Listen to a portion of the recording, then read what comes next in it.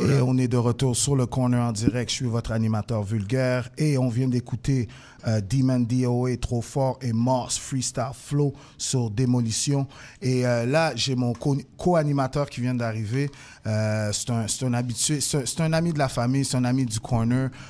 C'est une légende pour moi dans la scène montréalaise. Quand j'ai commencé à animer des shows, c'est la première personne que j'ai commencé à regarder, à mimiquer ce qu'il faisait, voir comment il se déplaçait, puis même à l'extérieur de la scène aussi, comment il interagissait avec les gens. Il anime l'émission hip-hop la plus vieille au Québec, puis même, je pense, en Amérique du Nord même. Yo, faites du bruit, man, pour mon boy Dice B. What up, Dice? What up, what up? What up, ça l'a fait. Poser. Tu viens de travailler, là? Yeah. Moi, le travail me lâche pas. Je l'ai même emmené avec moi. Oh my God. Comment tu t'appelles?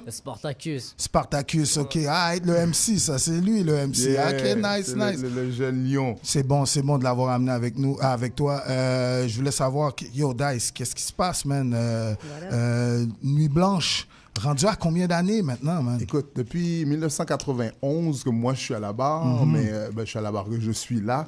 Mais c'est depuis 90, comme ça, je pense. Jean-Pierre, Alex. Définitivement, Jean-Pierre, Alex, qui sont les pères du truc. Et c'est ça, man. Et toi, à la base, t'étais juste là pour faire des chroniques, dire qu'est-ce qui se passait dans la scène. T'étais un gars qui est toujours sur le terrain. Exact. Donc, comment les gars t'ont approché pour avoir ce poste-là? Ah, écoute, ça a commencé simple. C'est une conversation, tout simplement, dans un club, parce que j'animais un club qui s'appelle Safari. Un club mythique. Okay, ça rappelle des souvenirs. Il y a des gens qui ont frotté là-bas, là. Waouh! Qu'est-ce qui arrive? Tout le monde go, oh! J'étais là tous les dimanches depuis les débuts des soirées. Puis à un moment donné, les gars étaient là. On a commencé à parler de musique. Puis j'allais aussi le samedi, où est-ce que c'est des soirées africaines. Yes. Juste pour voir la vibe, tu sais, pour être avec le peuple. Je disais, pour être avec le monde. Puis on s'est mis à parler de hip-hop, de musique. Puis les gars ont dit, oh, t'as l'air de connaître ton affaire. On dirait que t'as une opinion forte. Surtout dans ce temps-là, je trouve que c'était plus facile aussi de parler des choses. OK. Il n'y avait pas les réseaux sociaux. Donc, fallait que tu approches les gens. Fallait approcher les gens, puis tu pouvais avoir une opinion et avoir un échange un peu plus réel, si tu veux, avec les gens. Donc, en tout cas, puis c'était les débuts aussi, j'étais jeune, j'étais motivé. No doubt. Fait que, puis je commençais à venir les voir, parler de ce que je voyais dans les rues, discuter un peu de ce qui arrivait. Puis de fil en aiguille, il y avait la chronique rebelle de Dice B. Exact. Qui était très... Y avait-tu aussi Montée de lait? Oui, c'est Kitty. OK, excuse-moi. Kitty avait quelque chose après. Okay, moi, c'est la chronique rebelle même. Moi, j'étais, je le rentrais dedans. Puis, non, c'est ça. De fil en aiguille. Et puis quand tu as eu ce poste-là à Nuit Blanche, ça t'a permis de côtoyer toutes sortes de personnalités de la scène, internationale, nationale, locale. C'est quoi les belles rencontres que tu as faites? Oh, wow! Il y en a tellement, mon gars, de belles rencontres, parce que, tu sais, on a rencontré tout le monde, yeah, toutes sortes. Man. Il y en a qui... Est-ce que tu penses que c'était plus facile de rencontrer les artistes dans ce temps-là? Oui. Ah ouais. Oui, je dirais que c'est plus facile parce que il y avait pas d'autres avenues. Puis venir à la radio était vraiment spécial. Ça l'est encore en ce moment. Les gars sont encore contents de venir à la radio, mais dans le temps, on était des incontournables. Tu pouvais pas pousser ta musique sans passer par yeah. Maintenant, tu as l'Internet. Il y en a plein de gens qui vivent sur le net. Tu les vois jamais. Ils n'existent pas dans ces rues. Tu vois ce que je veux dire? Fait que donc, dans le temps, une invitation ou venir, c'était la bagarre. Puis ensuite, je te parle aussi d'un temps où est-ce que aller en studio était difficile, enregistrer était difficile. Wow. C'est vrai que maintenant, tout le monde peut... Tu as de l'argent, tu as un ordinateur, tu peux enregistrer. Tout à fait. Donc, tu peux, comme on dit ici, tu peux bypasser, tu peux couper les coins ronds. Puis aussi, dans le temps, c'est comme les gens cherchaient aussi un feedback. Ils voulaient savoir ce que tu penses. Les gens veulent... Non, ils veulent pas vraiment savoir ce que tu penses. Ils veulent pas la vérité. Ils veulent juste que t'aimes. Puis, c'est tout, ils veulent des likes. Ils veulent juste des likes, ouais. Puis, entre-temps aussi, t'as eu une carrière aussi. Tu continues à rapper encore. Cat Burglars. Ça aussi, est-ce que tu sens que le fait d'avoir animé Nuit Blanche et d'avoir eu une carrière en même temps, ça t'a aidé? Moi, je trouve que oui, personnellement. Je ne sais pas si ce serait la même chose pour quelqu'un d'autre, mais pour moi, oui, parce que ça me permettait de marcher les deux de voir les deux scènes, si tu veux. Voir, savoir ce qui se passe behind the scene, puis comprendre ce qui se passe devant la scène. Ça me permettait de faire ça. Ça me permettait aussi de rencontrer tous les artistes. Je connaissais tout le monde. Et et pour être totalement honnête, ça permettait aussi que tout le monde devait être gentil avec moi, quoi. Oh my moi, God. je pouvais être méchant, mais je pouvais pas. Pour de vrai, tu sentais que le monde, comme si surveillait, balançait leurs mots.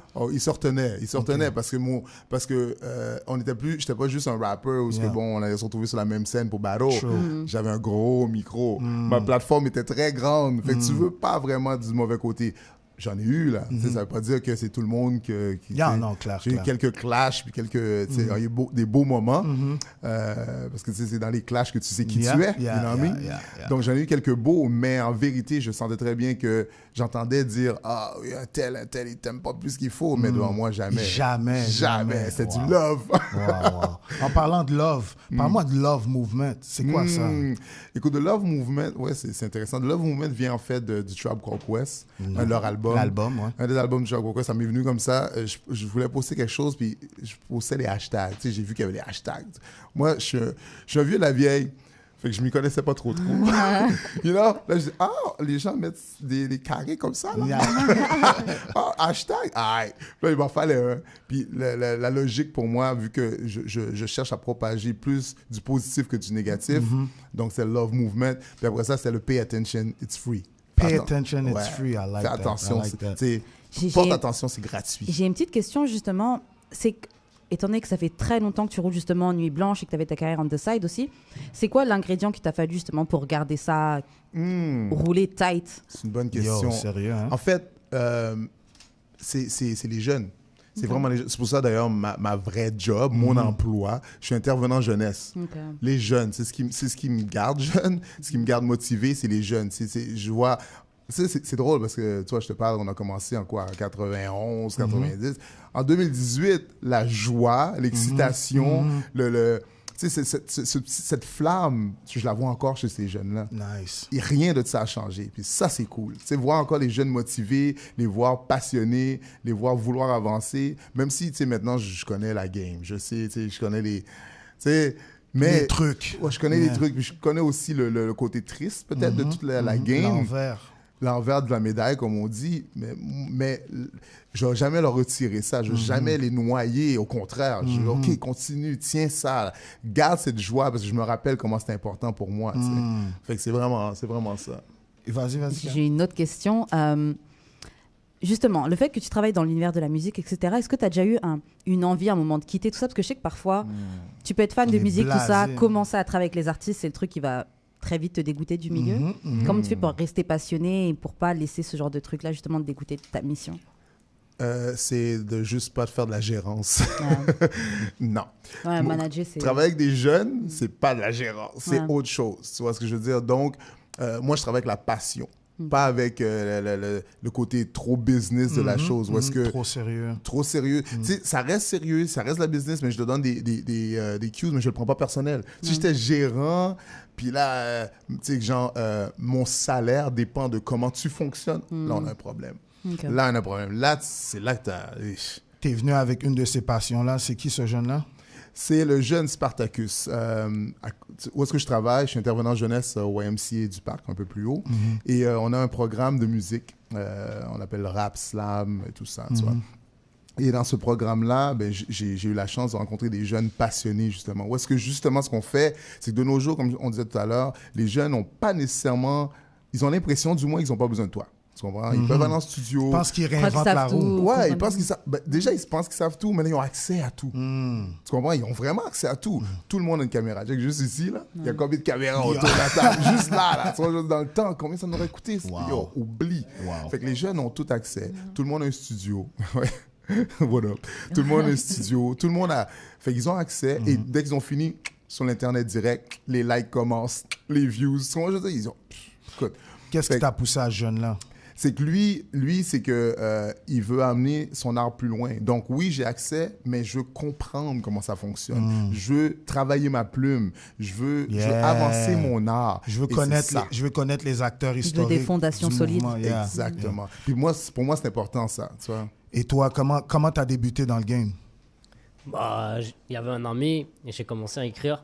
Et là, ensuite, j'ai commencé à aimer ça. J'aimais écrire déjà, même en français et tout. Et puis ensuite, on m'a dit, Dice, il fait du rap, puis EOY. Puis là, on a commencé à rapper, tu vois. Est-ce que tu savais que Dice avait un historique artistique dans la ville? Je le savais pas encore. OK. Mais now we know ça.